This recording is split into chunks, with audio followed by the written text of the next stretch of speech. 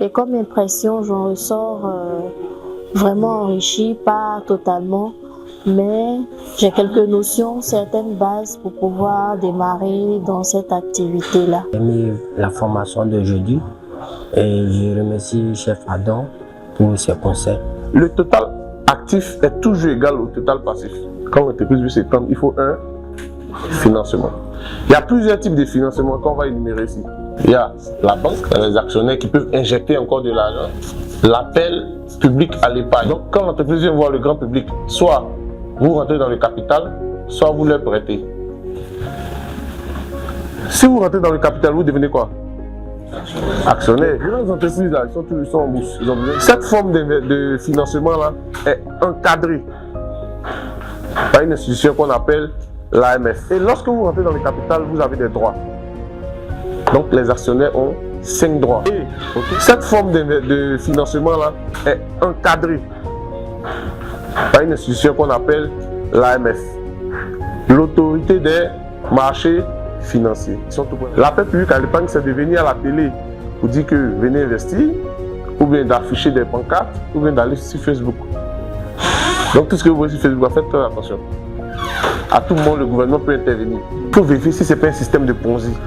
Dans chaque pays, il y a des marchés, il y a des bourses. Ici, notre marché, c'est le marché financier régional, la bourse, la BRVM. Donc, si une entreprise veut lever des fonds par appel public à l'épargne, elle doit se diriger vers la bourse ou bien la BRVM. On se comprend? Il y a le marché primaire et puis le marché secondaire. Lorsqu'une entreprise émet des actions pour la première fois, l'opération se déroule où? Dans le marché primaire. Ceux qui ont acheté pour la première fois peuvent revendre maintenant les actions, comme ne pas revendre. C'est comme terrain, tu peux acheter un terrain, tu es libre de le revendre ou pas. Donc au marché primaire, quand vous souscrivez à des actions, des entreprises qui mettent des actions pour la première fois, vous avez la possibilité de revendre ou pas. C'est bon? Ceux qui veulent revendre, ils vont venir au marché secondaire maintenant pour revendre. On peut le faire en ligne sans se déplacer. Vous pouvez confier la gestion de votre compte à la SGI. Ça, c'est la gestion sous mandat. Là, vous ne faites rien. Quelqu'un là-bas se lève le matin, il ouvre votre compte, il achète, il vend. Ok? Maintenant, il y a la gestion libre, où c'est vous qui rentrez dans le compte, vous cliquez, vous achetez. Il y a différentes manières de gagner de l'argent en bourse. Soit à travers les plus-values, ou les dividendes, ou les intérêts. Ce matin, en tout cas, la formation que nous venons de suivre nous a permis d'apprendre beaucoup de choses. Cette formation nous permet d'améliorer notre santé financière. Grand merci aux formateurs.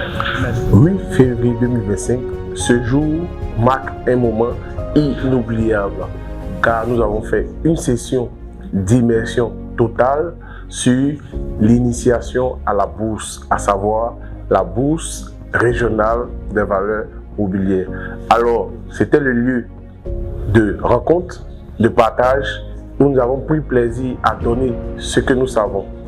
J'invite à présent ceux qui sont hésitants à faire le pas, qui ont entendu parler de la bourse, de la BRVM, mais qui ont peur d'investir, soit parce qu'ils ont peur de perdre leur capital ou parce qu'ils ont peur de se faire arnaquer.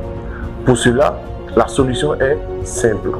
Pour éviter l'arnaque, il faut d'abord s'informer, se former afin de bien comprendre les enjeux et démarrer progressivement. Donc, je vous invite à la prochaine session qui aura lieu dans le mois de mars afin de prendre part à cette aventure. Que Dieu vous bénisse, paix et bien dans votre cœur et paix et bien dans vos finances personnelles.